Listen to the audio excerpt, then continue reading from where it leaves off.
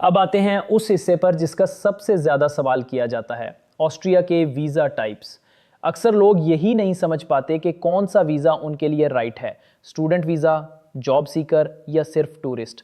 तो आइए अब मैं आपको आसान ज़ुबान में ऑस्ट्रिया के तमाम वीज़ा टाइप समझाता हूँ ताकि आप खुद डिसाइड कर सकें कि आपके प्लान के लिए कौन सा वीज़ा बेस्ट फिट है। 1. Schengen visa type C short stay. ये वीज़ा सिर्फ 90 दिन तक के शॉर्ट ट्रिप्स के लिए होता है। यानी अगर आप Austria tourism, business meetings, family visit या शॉर्ट कोर्स के लिए जा रहे हैं तो यही वीज़ा अप्लाई होता है।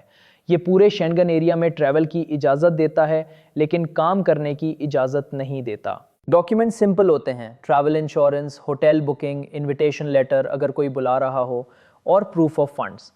2. Airport transit visa type A. ये उन लोगों के लिए है जो ऑस्ट्रिया में प्लेन चेंज करते हैं, यानी सिर्फ एयरपोर्ट के अंदर ट्रांजिट कर रहे होते हैं। आपको ये वीज़ा तब चाहिए जब आपके पास कनेक्टिंग फ़्लाइट हो और आपका लेओवर ऑस्ट्रिया में हो। लेकिन याद रखें, इस वीज़ा से आप एयरपोर्ट के बाहर नहीं जा सकते। 3. National visa type D long stay. ये वीज़ा उन लोगों के लिए होता है जो 90 दिन से ज़्यादा ऑस्ट्रिया में रहना चाहते हैं। मसलन अगर आप long course, internship, job search या फैमिली रियूनियन के लिए आना चाहते हैं तो ये वीज़ा अप्लाई होता है। आमतौर पर ये 6 माह तक वैलिड होता है और बाज़ केसेस में रेजिडेंस परमिट में कन्वर्ट हो सकता है। 4. Work visa red white red card. अब आते हैं सबसे इम्पॉर्टेंट वीज़ा पर, वर्क वीज़ा। ऑस्ट्रिया में एम्प्लॉयमेंट के लिए सबसे मशहूर सिस्टम है रेड वाइट रेड कार्ड। ये वीज़ा बेसिकली एक रेजिडेंस प्लस वर्क परमिट है जो आपको ऑस्ट्रिया में लीगली काम करने की इजाज़त देता है। ये वीज़ा मुख्तलिफ कैटेगरीज़ में डिवाइड है। हाईली क्वालिफाइड वर्कर्स जिनके पास स्ट्रॉन्ग एजुकेशनल बैकग्राउंड और एक्सपीरियंस हो, skilled workers in shortage occupations, यानी वो फील्ड्स जहां ऑस्ट्रिया को मैन पावर की कमी है जैसे इंजीनियरिंग, आईटी, हेल्थ केयर वगैरह। अदर की workers, arm skilled professionals, graduates from Austrian universities अगर आपने ऑस्ट्रिया से स्टडी मुकम्मल की है, सेल्फ एम्प्लॉयड की वर्कर्स जो अपना बिजनेस स्टार्ट करना चाहते हैं। याद रखें, ये वीज़ा पॉइंट्स बेस्ड सिस्टम पर है, यानी एजुकेशन, वर्क एक्सपीरियंस, जर्मन और इंग्लिश स्किल्स और एज के हिसाब से पॉइंट्स मिलते हैं।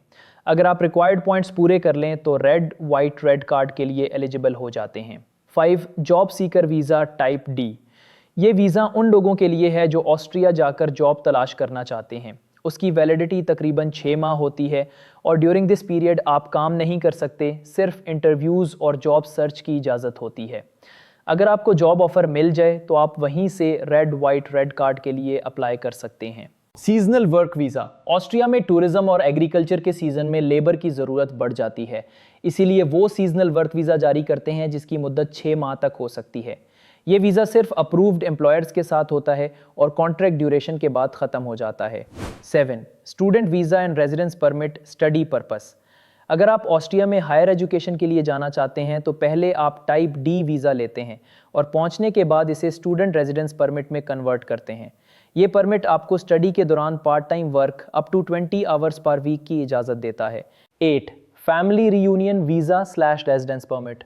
अगर आपका स्पाउस या फैमिली ऑस्ट्रिया में रहता है तो आप फैमिली रियूनिफिकेशन वीज़ा के लिए अप्लाई कर सकते हैं, लेकिन इसके लिए proof of relationship, financial means और सूटेबल अकोमोडेशन लाजमी है। 9. Permanent residence permit.